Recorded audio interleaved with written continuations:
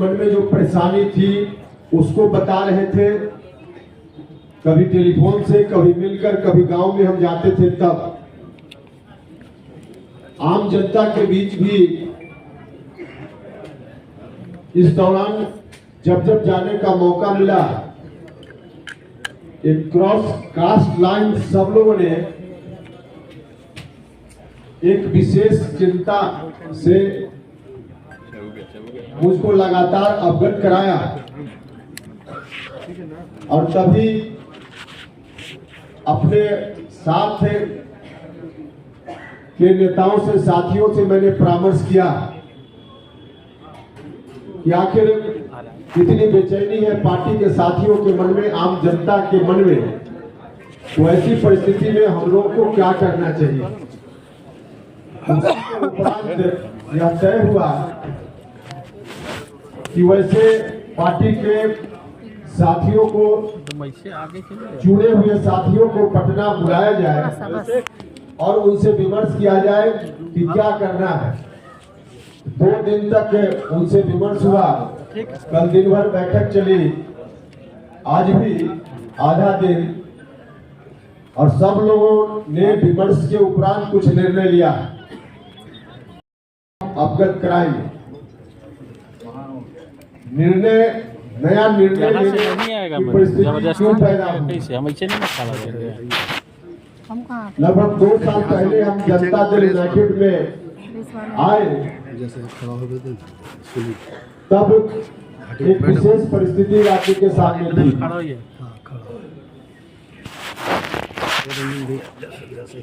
नीतीश कुमार जी के ऊपर जिस विरासत को संभालने की जवाबदेही बिहार की जनता ने 2005 में मुकम्मल तौर पर दी, उसके पहले जननायक कर्पूरी ठाकुर जी के निधन के बाद जननायक की वह विरासत, उसको संभालने की जवाबदेही बिहार के लोगों ने श्रीमान लालू प्रसाद यादव जी के ऊपर दी थी। हेलो, लालू जी को बहुत बड़ा समर्थन मिला। उस विरासत को संभालने की जवाबदेही उनके ऊपर आई। जनता ने उसके अनुकूल उनको ताकत भी दी, सत्ता में आए। लेकिन कुछ ही दिनों के बाद, शुरुआती दौर में तो निश्चित रूप से लालू जी ने भी जनता की भावना का ख्याल रखा और जननायक कर्पूरी ठाकुर जी की जो विरासत उनके हाथ में गई थी, उसके अनुरूप कुछ कदम उठाए। लेकिन बाद के दिनों में उनमें खटकाव आ गया। जितना बड़ा समर्थन उनको जनता का मिला था, उस समर्थन का इस्तेमाल 2 तरीके से किया जा सकता था।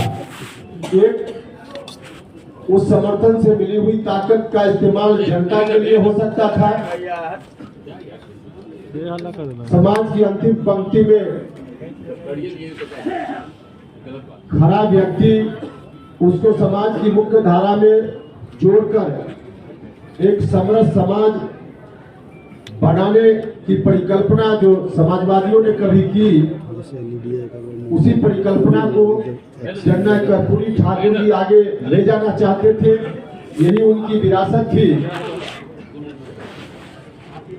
और यही अपेक्षा लालू जी से भी थी कि लालू जी इसी रूप में जनता से जो ताकत उनको मिली है, आशीर्वाद मिला है, उसका इस्तेमाल करेंगे। लेकिन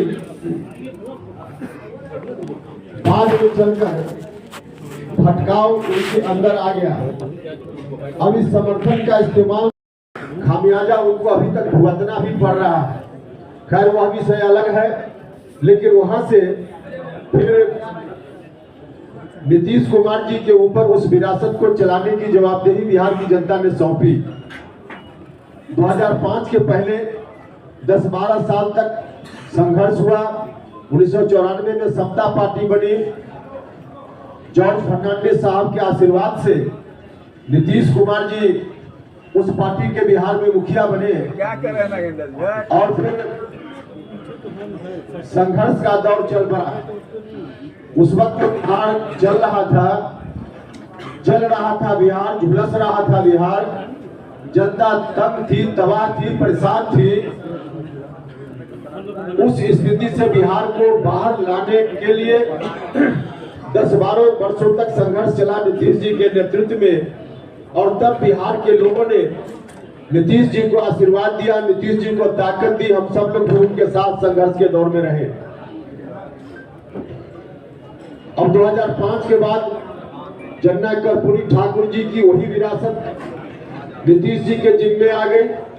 नीतीश जी ने उस विरासत को आगे बढ़ाने का काम अपने शासन काल के दौरान बहुत ही अच्छे तरीके से किया। इस बात के लिए मैं नीतीश कुमार जी का हृदय से धन्यवाद भी करता हूं। बिहार को उस खौफनाक मंजर से बाहर लगाने में उन्होंने पूरी ताकत लगा दी। बिहार बाहर आया, हर तरह से लोगों के बीच अमन, चैन, शांति कायम हुई। बिहार डेवलपमेंट की ओर बढ़ चला। बहुत ही अच्छा काम मुख्यमंत्री जी ने किया। लेकिन जो कहा जाता है कि अंत भला तो सब भला, और अंत में अगर भला नहीं तो कुछ नहीं भला, तो बहुत ही अच्छा नीतीश कुमार जी ने किया। लेकिन बाद में अंत में आकर अंत भला तो सब भला नहीं हुआ, अंत बुरा हो गया। नतीजा कहावत दूसरे रूप में परिवर्तित हो गई, अंत बुरा तो सब बुरा।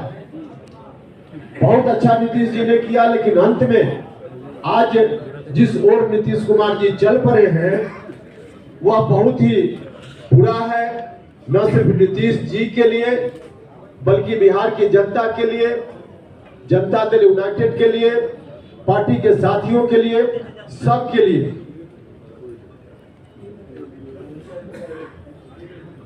दो 2020 में विधानसभा का जो चुनाव हुआ था, उस वक्त हम उनके साथ फिर से चुनाव के बाद उनके साथ आ गए, क्योंकि उस वक्त बिहार की जनता का जो आदेश मिला था नीतीश कुमार जी को और मुझको, उस आदेश को देखते हुए मुझको लगा कि हम लोग आपस में बटे रहेंगे तो फिर से बिहार में पुरानी स्थिति लौट सकती है। विरासत जननायक कर्पूरी ठाकुर जी की, जिसको बढ़ाने का दायित्व नीतीश जी के ऊपर है, वह विरासत फिर से रसातल में जा सकती है। तो नीतीश जी ने मुझको आवाज दी और नीतीश कुमार जी के साथ हम खड़े हो गए। पूरा जो कुछ भी उस वक्त मेरे हाथ में राजनीति की दृष्टि से था, सबको न्यौछावर करके नीतीश कुमार जी के साथ हम हो गए। कहने वाले तो यह भी कहते हैं कि इन्होंने अपनी पार्टी को जिंदा रखने का काम किया आरएलएसपी को, लेकिन सरासर ऐसे लोग झूठ बोलते हैं, गलत बोलते हैं। उपेंद्र कुशवाहा के मन में कुछ भी नहीं था। उपेंद्र कुशवाहा ने अपना सर्वस्व राजनीति में जो कुछ भी था सब न्यौछावर करके उनके साथ आना स्वीकार किया था। और वह भी तब जब उन्होंने कहा था कि मेरे साथ आइए, और मुझको भी लगा था कि परिस्थिति वैसी है, तो उनके साथ चले गए। सब कुछ चल रहा था अपनी जगह, लेकिन बाद में चलकर जो गठबंधन पहले चल रहा था बीजेपी के साथ, उस गठबंधन से हटकर नया गठबंधन बनाने की बात होने लगी। उसको भी हमने स्वीकार किया कि चलिए पार्टी की मजबूरी है तो इस गठबंधन को भी स्वीकार करना चाहिए। लेकिन उस वक्त भी गठबंधन बनने से पहले राष्ट्रीय अध्यक्ष जी को, मुख्यमंत्री जी को हमने कहा था कि गठबंधन जरूर हो, आप अगर चाहते हैं यही रास्ता है तो कीजिए, लेकिन इसका नेतृत्व यहाँ से नेतृत्व निकल गया तो जननायक कर्पूरी ठाकुर जी की विरासत फिर से ध्वस्त होने लगेगी। तो मुझसे कहा गया कि हाँ ठीक ऐसा ही होगा। लेकिन गठबंधन बनने के थोड़े ही दिन के बाद न सिर्फ आरजेडी के लोगों की ओर से गठबंधन के बारे में कोई डील की गई है, उसकी चर्चा होने लगी, उसका दावा होने लगा, बल्कि स्वयं नीतीश कुमार जी ने सार्वजनिक रूप से यह कहना शुरू किया कि हम आगे बिहार का दायित्व राष्ट्रीय जनता दल के नेता के ऊपर सौंपना चाहते हैं। उन्होंने घोषणा कर दी हर तरह से बिहार का अगला मुख्यमंत्री कौन, सीधे उन्होंने राष्ट्रीय जनता दल के किसी एक व्यक्ति का नाम लिया। जब ऐसी स्थिति आई तभी से लोगों के मन में चिंता की शुरुआत हुई, जिसकी चर्चा हमने की कि पार्टी के साथी आम जनता सब लोगों के मन में यह चिंता आ गई कि आखिर आगे क्या होगा बिहार का। अब हमारे सामने रास्ता था कि जननायक कर्पूरी ठाकुर जी की विरासत को हम चुपचाप बैठकर उन्हीं हाथों में जाते हुए मुखदर्शक बनकर देखते रहते, जिन हाथों ने बिहार को मचोड़ दिया, मरोड़ दिया, या फिर हम सब लोग बैठकर कोई नया रास्ता लेते।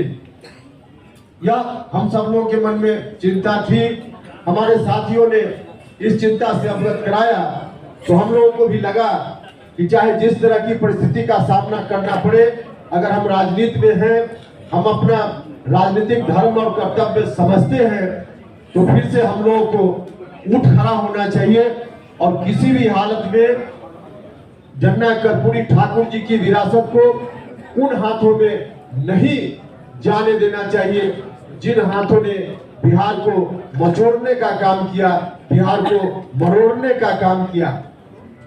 इसलिए जब बात होने लगी कि वहीं पर फिर से चली जाएगी सारी चीजें, तब मामला पार्टी के अंदर शुरू हुआ। प्रारंभ में मैंने पार्टी के शीर्ष नेतृत्व से मुख्यमंत्री जी से आग्रह किया, उनसे मिलकर हमने बात की, उनसे कहा कि ऐसी स्थिति ठीक नहीं है।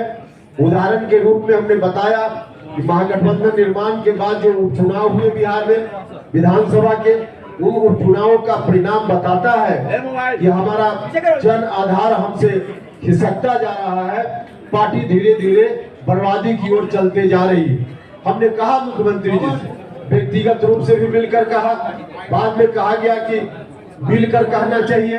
मिलकर जितनी बात हमको कहनी चाहिए थी हमने तो पहले ही एक बार नहीं अनेक बार कही। व्यक्तिगत रूप से भी पार्टी के मंच पर भी हमने उठाया, विधायक दल की मीटिंग में भी हमने यह बात कही, पार्टी की बैठक में यह बात कही। तो हर तरफ से हर तरह से इस बात को कहने के बाद उसको लगा कि आखिर हो क्या रहा, क्यों ऐसा हो रहा, पार्टी बर्बाद होते जा रही, लगातार जनाधार खिसकता जा रहा है। और उस वक्त जब हमने इस तरह के सवाल को उठाना शुरू किया तो मुख्यमंत्री जी ने कहा कि जहां जाना हो उपेंद्र कुशवाहा चला जाए। हमने उस दिन कहा था कि उपेंद्र कुशवाहा ऐसे नहीं जाएगा, हिस्सा लेकर जाएगा, आप लोगों को याद हो। लेकिन तब हम हिस्सा की बात करते थे, अब तो इस निष्कर्ष पर हम लोग पहुंचे हैं कि हिस्सा किस बात का मुख्यमंत्री जी से हम मांगे, और मुख्यमंत्री जी के पास है क्या कि हम उसका हिस्सा मांगे। मुख्यमंत्री जी ने सारी चीज अब गिरवी रख देने का काम किया है। जो बाप दादे की संपत्ति, राजनीतिक संपत्ति, जिसकी बात हमने की थी कि हम उसमें हिस्सा चाहते हैं, अब हम आज महसूस कर रहे हैं कि हम हिस्सा जो मांग रहे हैं, अब नीतीश जी के हाथ में तो वह जायदाद, राजनीतिक जायदाद है ही नहीं। नीतीश जी ने गिरवी रख देने का काम किया, बंधक रख देने का काम किया, और बंधक उन हाथों में रखने का काम किया जिन हाथों ने किस तरह से बिहार को बर्बाद करने का काम किया। तो वहां बंधक ही जब पूरी जायदाद नीतीश जी ने रख दी तो हम हिस्सा कहां मांगे। नीतीश जी के हाथ में अब शून्य है, जीरो है। अब जब बड़ा भाई के हाथ में जीरो है तो छोटा भाई कौन सा हिस्सा उनसे लेगा। अब हिस्सा मांगने की बात उनसे नहीं कर रहे, क्योंकि हिस्सा तब हम मांगते जब उनके हाथ में होता, आज कुछ है ही नहीं। अब जब कुछ है नहीं तो उस परिस्थिति में हम यह भी सोचते हैं कि आखिर ऐसी स्थिति आई क्यों कि नीतीश कुमार जी ने पूरे तौर पे इस विरासत को कहीं गिरवी रखने का काम किया। हम लोग प्रारंभ से देखते रहे हैं नीतीश कुमार जी को, समता पार्टी के दौर से, उससे पहले से भी हम नीतीश जी को देखते रहे। नीतीश जी पहले कोई भी राजनीतिक निर्णय खुद लेते थे, लोगों से परामर्श जरूर करते थे, एक एक कार्यकर्ता से बात करते थे, नेताओं से बात करते थे, और उसके उपरांत फिर निर्णय लेते थे।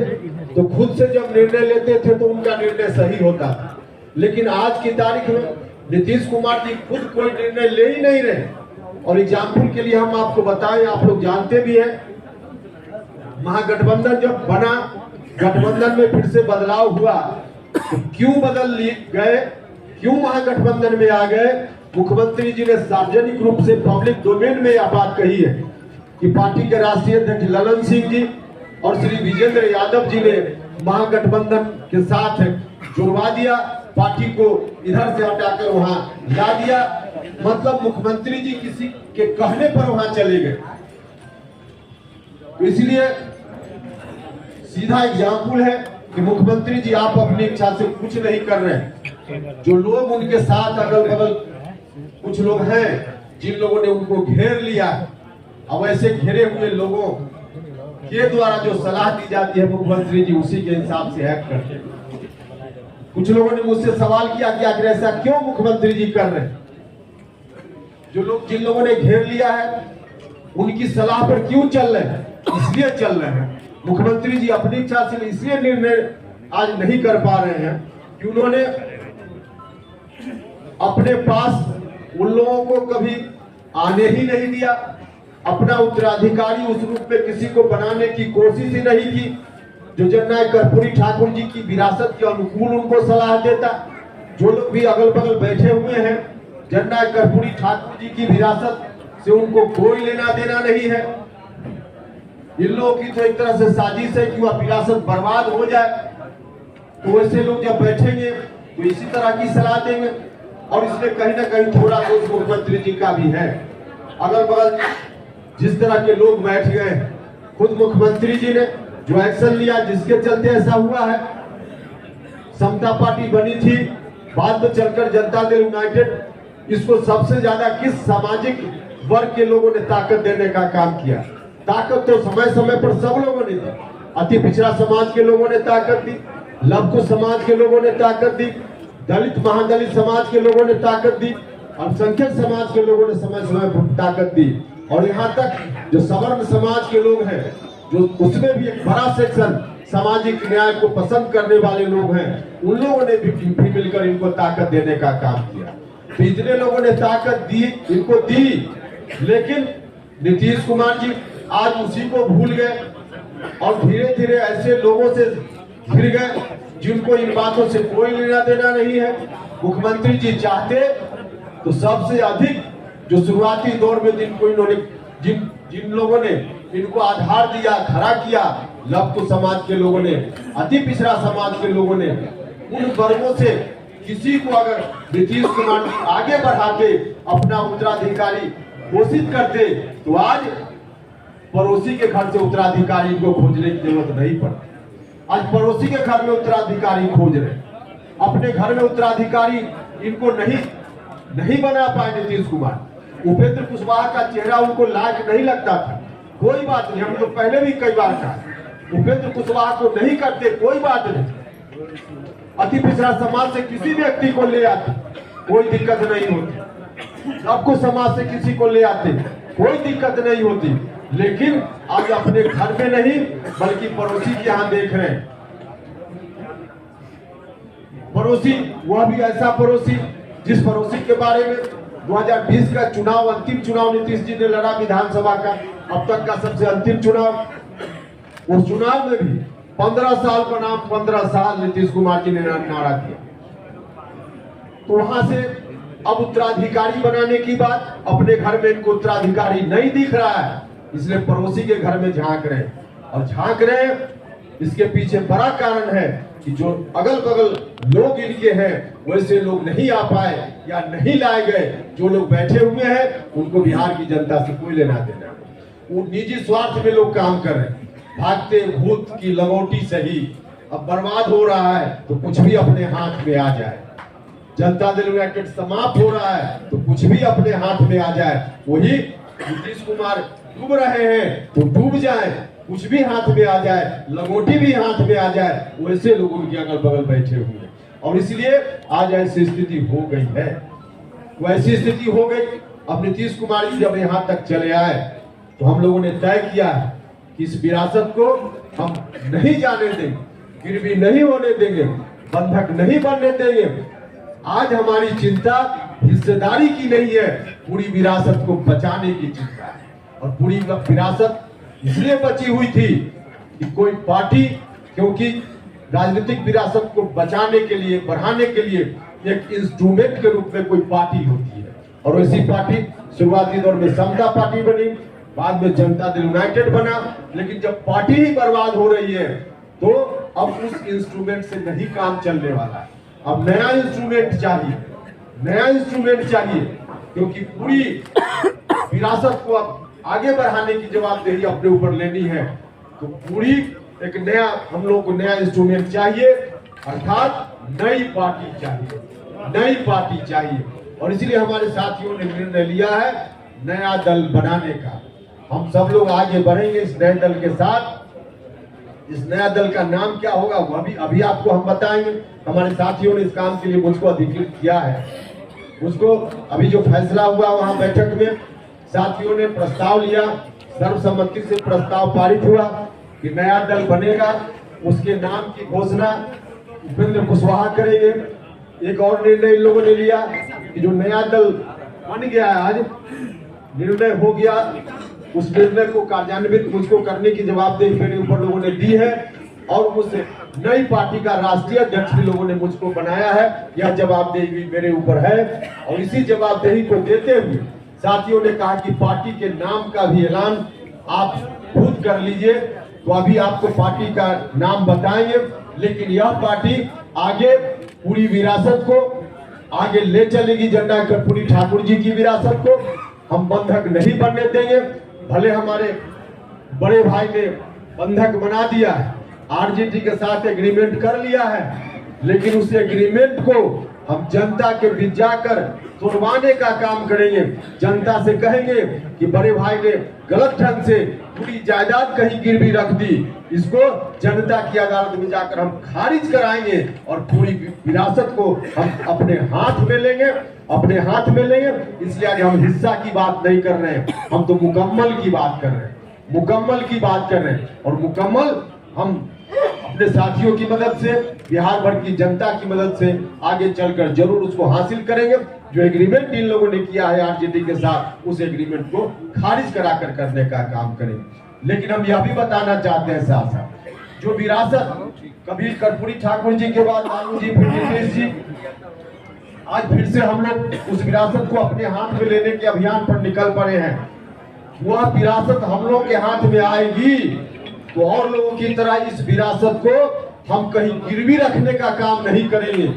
इस विरासत को हम अपने घर में कैद करने का काम नहीं करेंगे। इस विरासत को हम साझा करेंगे, समाज के सभी वर्ग के लोगों के बीच हम साझा करेंगे। जिनकी जितनी हिस्सेदारी होगी उतनी हिस्सेदारी हम उनको देने का काम करेंगे। लघु समाज हो, अति पिछड़ा समाज हो, दलित महादलित समाज हो, अल्पसंख्यक समाज के लोग हो, या सवर्ण जात के भी जो सामाजिक न्याय पसंद लोग हैं, प्रगतिशील लोग हैं, उनको भी जितना हिस्सा, उनका भी जितना हिस्सा होगा, उनको भी इस विरासत में हिस्सा देने का काम करेंगे, हिस्सा उनका भी सुनिश्चित करने का काम करेंगे। तो इसी रूप में आगे हमारी पार्टी चलेगी। और पार्टी का क्या एजेंडा वगैरह होगा वह सब फिर बाद में बताएंगे। अभी आप जानना चाहिए कि पार्टी का नाम क्या होगा। हम थोड़ी चर्चा इस बात के लिए फिर से करेंगे कि जो लोग भी कह रहे थे कि आरएलएसपी को इन्होंने जिंदा रखा है, लोग झूठ बोल रहे थे, उपेंद्र कुशवाहा की छवि को बदनाम करने के लिए कर रहे थे। आरएलएसपी का मर्जर उसी वक्त हो गया और बजाबता हम लोगों ने उस वक्त बैठक करके प्रस्ताव लेकर के इलेक्शन कमीशन को सुपुर्द कर दिया। इसलिए आरएलएसपी नहीं है, हम तो सब छोड़ कर आए थे। हम नहीं जानते थे कि एक दिन ऐसा आवेगा कि इस विरासत को संभालने के लिए फिर से हमको कमान संभालने की जवाबदेही हमारे साथी मेरे ऊपर देंगे। लेकिन वह दिन आ गया तो फिर से नई पार्टी बनाने का काम हमको करना है। और नई पार्टी जो बनाने का निर्णय हमारे साथियों ने लिया है, जिसका राष्ट्रीय अध्यक्ष बनने की जवाबदेही भी मेरे ऊपर सौंपी है, उस पार्टी का नाम है राष्ट्रीय लोक जनता दल।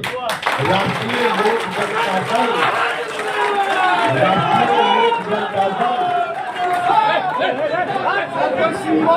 राष्ट्रीय लोक जनता दल, यही नई पार्टी है। राष्ट्रीय लोक जनता दल, यह जनता दल की पूरी विरासत को समेटकर आगे बढ़ने वाली पार्टी होगी। इस दृष्टि से हम सब लोग काम करेंगे। बहुत बहुत धन्यवाद।